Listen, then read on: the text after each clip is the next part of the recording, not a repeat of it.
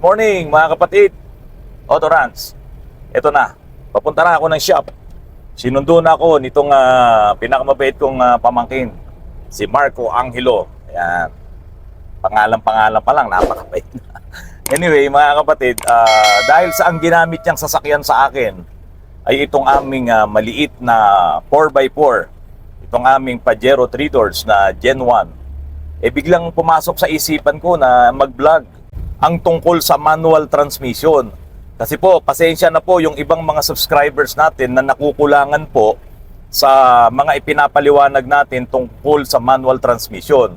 So ngayon mga kapatid, bibigyan ko po kayo ng siguro medyo marami na, no, yung kayang abutin ng aking memory, no, tungkol sa manual transmission.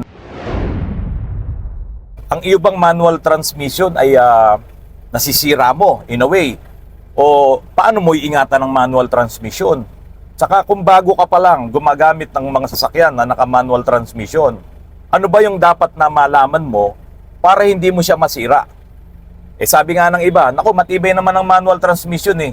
Iyan yung isa na talagang tumatagal ng mahabang panahon.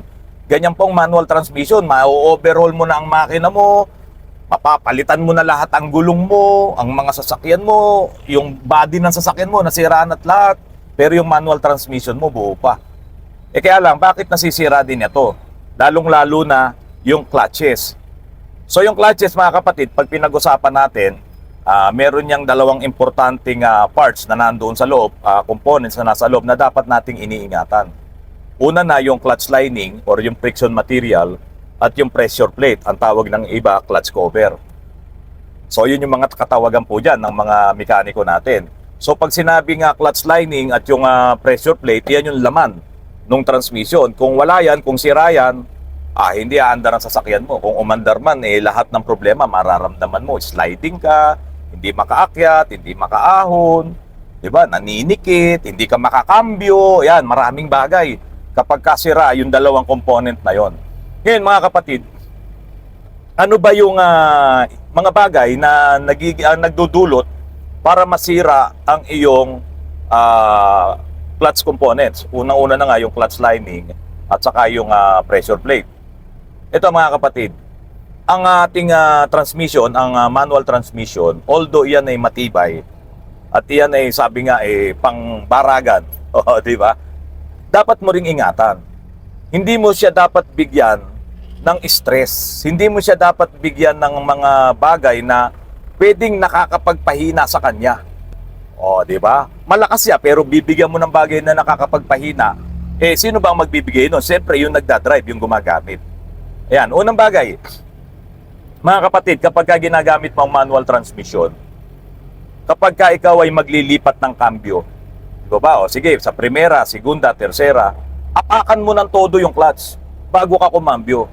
Huwag mo siya nga apakan ng konti lang dahil tinitimpla mo naman, dahil kilala mo siya, araw-araw ginagamit mo, dahil ayaw mong i-stretch ng todo yung paa mo, inaapakan mo ng kalahati lang, pasok na yan, kakambyo na yan. Di ba ba? Huwag. Apakan nyo ng todo yung pedal para talagang yung lining humihiwalay sa pressure plate. At kapag kaya na humiwalay sa pressure plate at ikinambyo mo na, nagpasok ka na ng kambyo, maiiwasan po yung pag-rub ng lining doon sa pressure plate at doon sa flywheel. At sa ganung paraan po, natitipid nyo yung wear ng friction material. Di po ba? Kasi kapag po yan ay umiikot pa dahil nga hindi mo naman inapakan ng todo yung pedal, no? Dahil yung hydraulic force na nandoon sa primary master, hindi pa siya nakatulak ng todo doon sa second, doon sa slave na magtutulak naman sa fork, doon sa yung fork naman ay itutulak niya yung pressure plate. Bubuka yun, ang mangyayari po, di-disengage na yung lining. Pag disengage ng lining, hindi na iikot yung transmission mo, yung main drive, dahil nakahiwalay na yun doon sa flywheel. Makakapagkambyo ka na. Pero kapag yan ay nakatikit pa at ikinambyo mo, nagrarab yung lining doon sa pressure plate. At ano po ba magiging epekto noon? Siyempre, mapapabilis yung pagnipis niya, yung wear niya, pati yung mga spring doon sa lining, nako-compress siya ng hindi tama kasi hindi naman yun yung tamang pag-shift ng cambio, hindi mo inaapakan ng todo yung pedal. So yun, nakakabawas po yun ng tibay ng iyong pressure plate saka nung lining.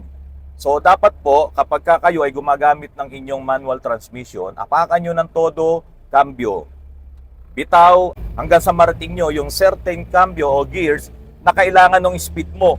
Kasi hindi naman po pwede, ang bilis na ng RPM mo, nasa primera ka pa rin. O ano po mangyayari? Meron po, makakarating po tayo doon mamaya kapag unti-unti kong in-explain sa inyo kung paano naman yon na parang ang taas na ng RPM mo pero ang cambio mo nasa low gear ka pa rin.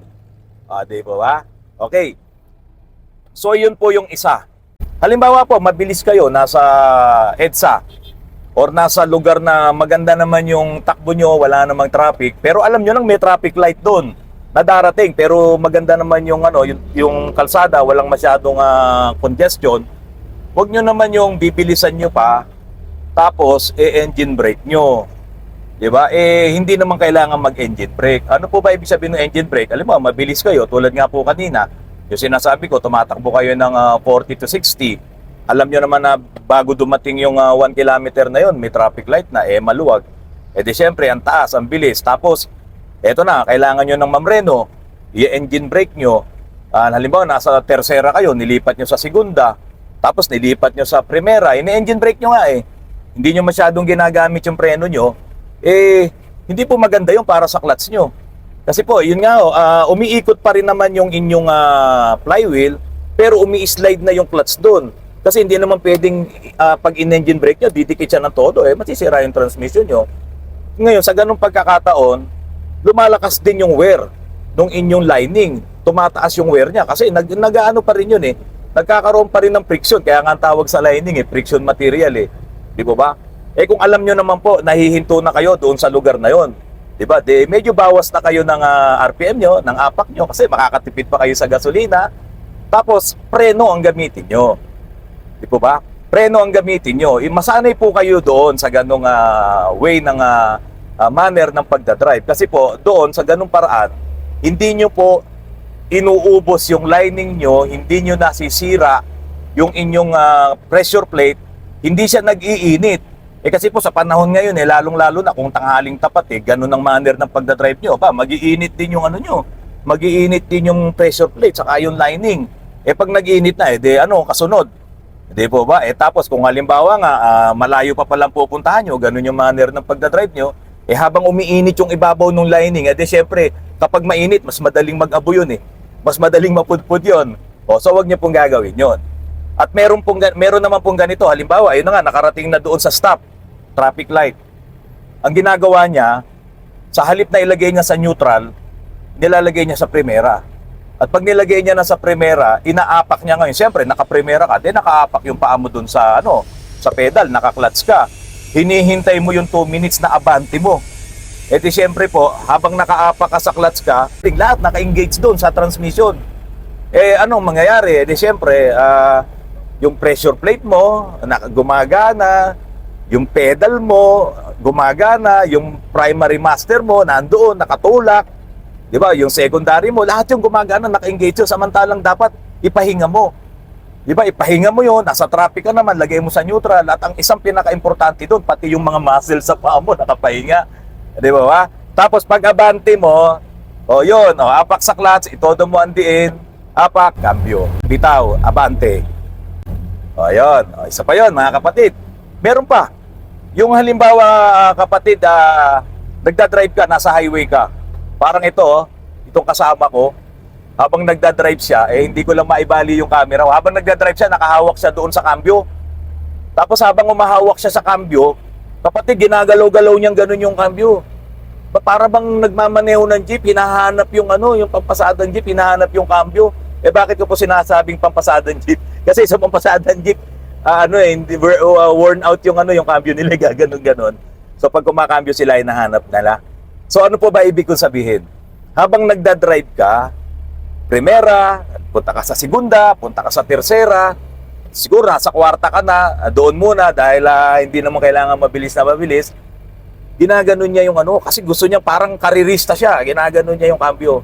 Alam niyo po ba kung ano ang nasisira doon at ano ang nadadamage doon? Yung synchronizer ring.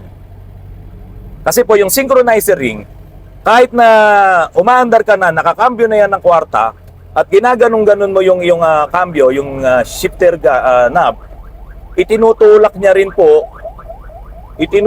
niya po yung port, yung selector doon sa loob ng transmission. At habang itinutulak niya yung selector na gano'n, dahil nga ginagalaw mong gano'n, nagkakaroon ng paggalaw din yung synchronizer ring mo. Gumaganon din po lahat yun. Di ba ba? Yung synchronizer ring made of brass lang yan. Yellow metal yan. So every time na ginaganon-ganon mo yun, mga kapatid, nagkakaroon yan ng wear. Siyempre, ganun siya ng ganun eh. Yun yung alambre, ganun-ganunin mo, umiinit yan eh, hanggang sa maputol mo eh. Kaya lang, kung magiging habit mo yan, kung 10 taon mo nang ginagawa yung ginaganon-ganon mo yung yung transmission, yung shifter knob mo, magkakaroon ng wear yung synchronizer ring, masisira. Di ba? So, kadalasan, yan ang nagiging problema. Tapos, gagamitan mo pa ng maling fluid, yung transmission mo. Ginamitan mo ng GL5, ang sabi sa GL5, nakakasira ng yellow metal. Di ba? Kaya hindi ako gumagamit ng GL5 sa transmission. GL4 lang, yung gear oil. Si Isuzu nga, ang ginagamit niya, engine oil. Basta yung engine oil na yung kanyang content, hindi yung synthetic na meron sa GL5. So, pipiliin nyo rin po yun, mga kapatid. Tapos nga po, yun nga, ang synchronizer ring, mga kapatid, sa lahat ng pyesa ng transmission, may mga gears, may mga bearing, no? Kasama yung synchronizer ring na yon. Yung synchronizer ring, yun ang pinaka-delicate yan. Yun yung pinaka-fragile yan. Yun yung pinaka-madaling masira. Ngayon, ang ginagawa natin, yun nga, nilalaro-laro natin yung cambio, binibigyan mo ng wear, ng mas malaking wear yung synchronizer ring. Yung mga bearing, di mo kayang sirain yan, yung mga gear. Pero yung synchronizer ring, yung kasi yung ginagamit mo, bawat cambio meron nun eh. Pag nasa segunda ka, dadalhin mo sa tersera, bubunutin niya sa segunda yun, sabay. Kasi may fork yun na gumaganon, may selector, ginaganon niya yun. So kung ano man yung mga sequence noon, basta kung saan ka galing na cambio, inaalis niya rin, sasabihin naman na ipapasok niya yung susunod na cambio. Yun yung synchronizer ring. Kaya po tayo umaandar, kaya umiikot yung transmission. Dahil doon sa bagay na yun. Kaya po ganito. Halimbawa, mga kapatid, umandar ka na, nasa primera ka, nilagay mo sa segunda, nag-iikot ka ngayon dito sa Antipolo, dito kasi kami sa Antipolo, uphill, downhill. Ang ginagawa mo, palibasa hindi naman masyadong mataas yung aakyatin mo, nandun ka lang sa segunda. Di ba? Segunda ka lang, hindi, segunda lang, kaya na ng segunda yan. Ayaw mo naman primera, minsan, namimrimera ka, abante ka, ayaw mong gamitin yung primera. Yung primera, yan po yung talagang sa take-off yan eh, yan yung starting point mo eh. Every time, gamitin mo dahil dyan siya nakadesign. Minsan, isisigunda pa niya. Kung medyo pababa naman, sisigunda niya. Tapos tersera. Tapos kapag malapit ng huminto, lalagay na naman sa segunda bago siya mamreno. So habang umaandar, habang nakahinto siya, apak sa clutch, ayan, kabilin-bili na natin mga kapatid. Wag nyo pong, halimbawa nakatraffic kayo, wag nyo idadantay yung paa nyo doon nang matagal doon sa clutch nyo, sa pedal. Umi-engage yung nyo, yung dumidisengage, pero ang mahirap doon, yung apak mo hindi naman nakatodo, siyempre ang mangyayari, nagra-rubbing na naman, nagkakaroon ng friction doon. Balik tayo doon sa segunda, mga kapatid. Segunda, huminto ka, binilagay mo sa segunda, neutral ka, okay, tapos andar ka na naman, segunda na naman yung ginamit mo. Tapos andar ng konti, dahil sa ayaw mong masyadong namembreno, di ba? Segunda na naman, nandun ka lang sa segunda. Kaya mga kapatid, marami, tanungin nyo kahit sinong mekaniko. Karamihan ng nasisirang synchronizer ring, segunda. Dahil doon sa manner ng pagmamaneho na yon. Ingatan po natin yon kasi po, kung ang habol mo lang, huwag kang mamreno sa city or hindi mo masyadong magamit yung binili mong magandang preno. Halimbawa, yung brake pads mo, mamahalin, 6,000. Diba? Ceramic. Ang binili mo, original. Genuine, iniingatan mong wag maubos kagad. Mga kapatid, mas mahal pag transmission ang nasira. Di ba? Iniingatan mo na nag-engine brake ka, engine brake. Pagka nasira yung lining mo, mas mahal. Pag nasira yung pressure plate mo, mas mahal. Ibababa mo pa yung transmission, mas mahal ang labor. Samantalang yung brake pads, ikaw magpalit, okay na. Pwede kang mag-DIY. Sa transmission, talagang mahihirapan ka. Kailangan mo ng mekaniko, kailangan mo ng lifter. Kailangan mo ng shop na mayroong lifter. O di ba? Eh dahil doon sa thinking mo na nag-engine brake ka palagi, tapos yung pasahero mo gaganyan-ganyan kasi pag bitaw mo ng accelerator, may engine brake yun eh. Diba? Pati yung pasahero mo, hilong-hilo na. Ang nasisira mo doon yung transmission. Ang nasisira mo doon yung component sa loob ng clutch. O doon sa clutch, yung component na clutch, yun ang nasisira mo. At ang pinakamabigat doon, yung synchronizer ring, pwedeng magkaroon ng problema. Diba mga kapatid? Ibang usapan po yung engine brake na pababa ka ng bundok, downhill, kailangan mo mag-engine brake. Ibang usapan yun. No, eh kung alam mo naman na pababa ka, edi magbawas ka talaga ng speed. Di ba? Eh tulad nga niyan, sa init na nga ng panahon, eh dadagdagan mo pa yung wear ng transmission mo, eh magkakaroon ka talaga ng problema, magkakasira-sira talaga yan. O halimbawa mga kapatid, tumatakbo ka ng mabilis, 60. Merong ganito merong nagdadrive ng manual transmission, ganito. Tumatakbo siya ng mabilis, nasa quinta na siya, alam niyang medyo pabawas na siya ng speed dahil malapit na yung toll gate. Alam mo, yung toll gate, malapit ka na. Nandun ka na sa last toll gate, eh ang takbo mo 100. Ang gagawin niya, lalagay niya, nasa quinta siya, lalagay niya sa fourth gear, lalagay niya sa third gear, okay, pa-clutch, lalagay niya sa second gear, and then ilalagay niya ngayon sa neutral. Hindi na niya ilalagay sa primera kasi hinto talaga yon. So ginagamit niya yung engine brake. Ang hindi niya alam, nasisira niya yung transmission niya. Di ba? Napakahirap po nun para sa transmission, yung wear na yon, yung stress na yon. Meron kang preno, edi kung gusto mo, ilagay mo nasa quinta ka, ilagay mo muna sa baba ka lang ng konti, sa fourth, saka sa third, lagay mo lang doon, tapos sabayan mo ng preno. Kasi alam mo na manghihinto ka, tapos bawas ka na sa, sa accelerator, mga kapatid. So yun yung magiging maayos na pagdadrive mo ng manual transmission.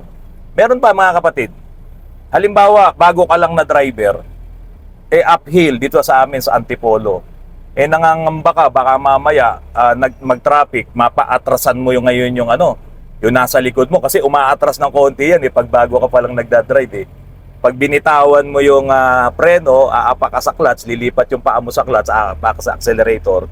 Syempre, may atras ng konti yan. Kung hindi ka pa ganun kasanay sa manual transmission, malaki yung atras mo. Pag binuntutan ka ng ibang sasakyan, mababangga mo, patras.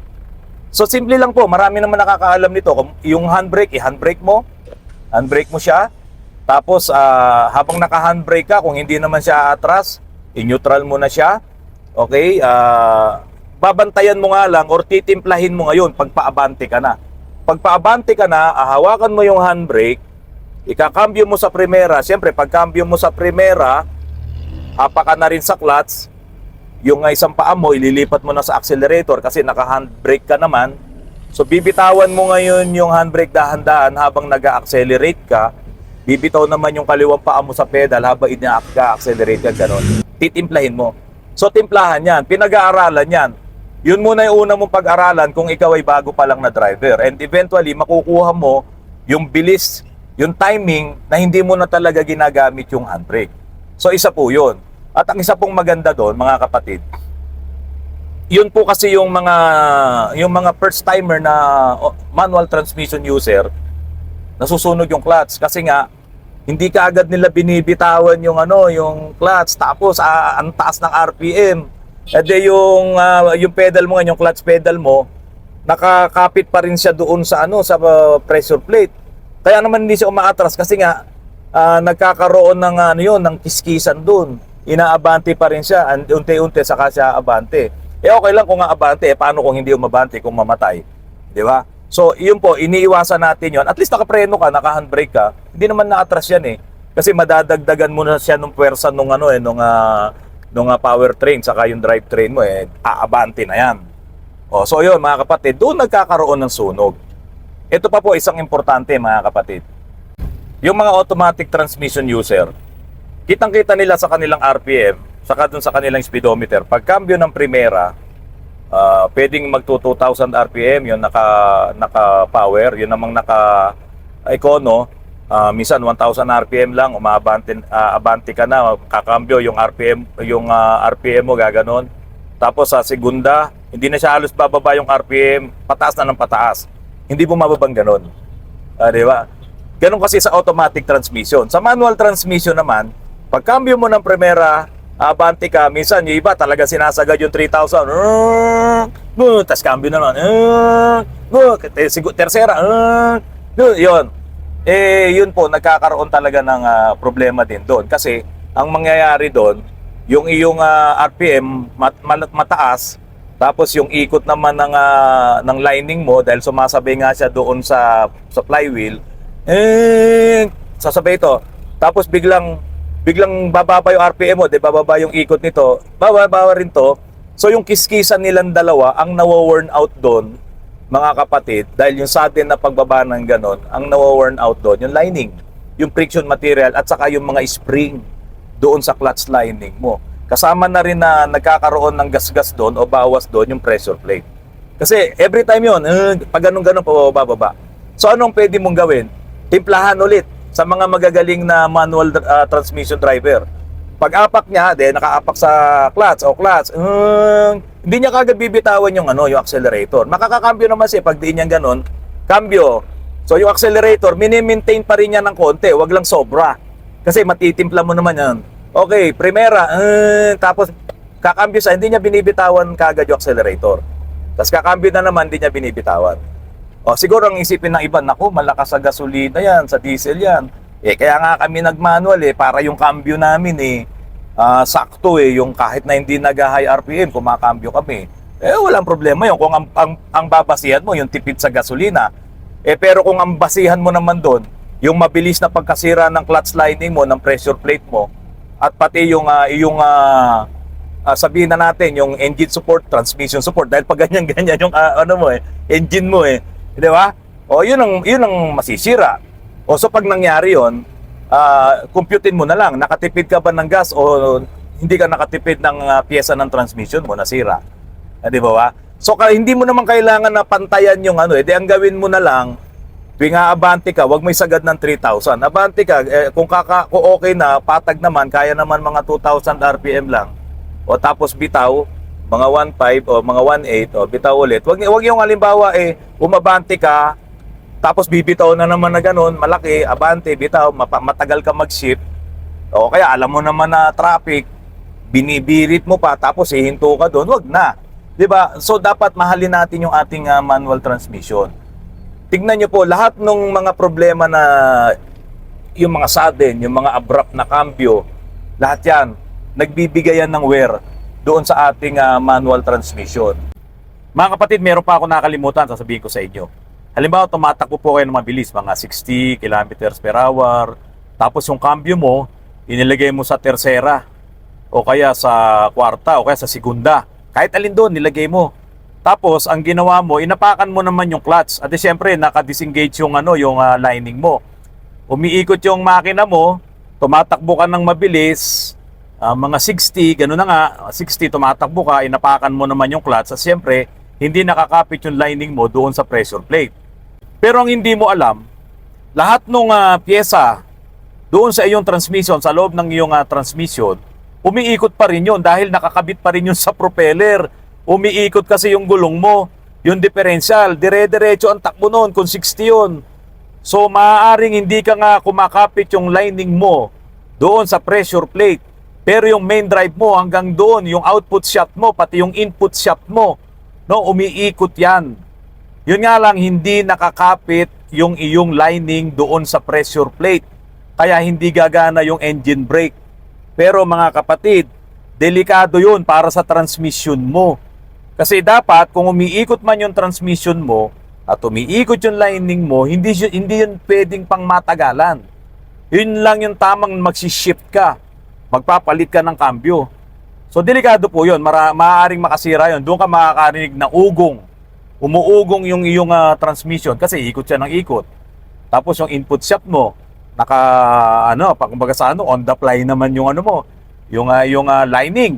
Kasi nga hindi nakakapit sa pressure plate. Delikado po yun. Wag niyo pong gagawin yun. Makakasira po yun ng inyong transmission. Mga kapatid, yung mga driver na bago pa lang ng manual transmission, yung iba talagang pupunta pa sa amin, ipapa-adjust. Sir, paki-adjust mo to kasi ang magdadrive nito baguhan pa lang. Pwede bang pakitaas natin yung clutch? Kasi namamatayan siya. Siguro ngayon, maririnig nyo sa amin, sa mga mekaniko na iyon po ang malakas makasira sa transmission nyo. Dahil sa, yun nga, dahil nga sa taas ng adjustment ng clutch, hindi siya kagad i-engage. No? Ibig sabihin, nakadikit pa rin, nakakapit pa rin yung lining doon sa pressure plate. Ngayon, kailangan mo pang itotodo ng konti, saka ka palang aabante. Ibig sabihin, nagkaroon ng malayo yung yung dikit niya, yung adjustment niya. Kasi yung malapit ang adjustment, yung mababa yung pedal mo, konting bitaw mo lang, gumaganon yun eh. Di ba? Kasi talagang disengage kagad yung lining doon sa pressure plate. Pero yung mataas na adjustment, hindi kagad bumibitaw yun. So yun ang nagpapa-slide ng inyong clutch lining. So sa mga bagong manual transmission driver, ang gawin nyo po mga kapatid talaga, sanayin yung magmaneho na kung ano yung tama, kung ano yung maayos na pagmamaneho sa manual transmission. Kasi talagang masisira po yan. Minsan magugulat kayo, 3 years pa lang nagpapalit na ng lining, ng pressure plate. Tapos yun nga, maraming masisira doon, mga bearing. Ang dali-daling masisira. Saka yung mga kapatid, yung nagmamaneho ka, umaabante ka na, nasa tersera, kwarta, pakinta ka na, yung pedal mo, nakaapa ka pa doon sa pedal ng transmission. Ginagawa mong pahingahan. Tapos pag pinansin mo, uy, yung paa mo, alisin mo sa pedal. Di ko naman naapakan eh. Kakamali po kayo doon. Kasi po, yung hydraulic pressure na ibinibigay nung primary master natin saka secondary master, kahit kaunting apak mo lang doon na nadantay yung paa mo, meron na yun. Sabi ko nga po sa mga previous presentation natin sa manual transmission, kaya tumitigas ang clutch natin kasi nga millimeter lang na mabawas doon sa kapal ng lining mo, sa kapal ng pressure plate mo, ng flywheel mo, nagpapatigas ng clutch yun. Kasi yun yung computation, yung geometry niya.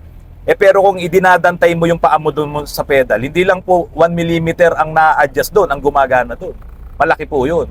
At kapag ganun ang nangyari, parang nagkikiskisan, may pagkakataon na dumudulas yung lining mo. Nagdadrag yun. So yun ang madalas makasira ng mga transmission, nagugulat ka na lang, ba't nasira? Yun pala, ganun pala yung manner ng pagdadrive mo. So marami po tayong dapat na intindihin sa manual transmission.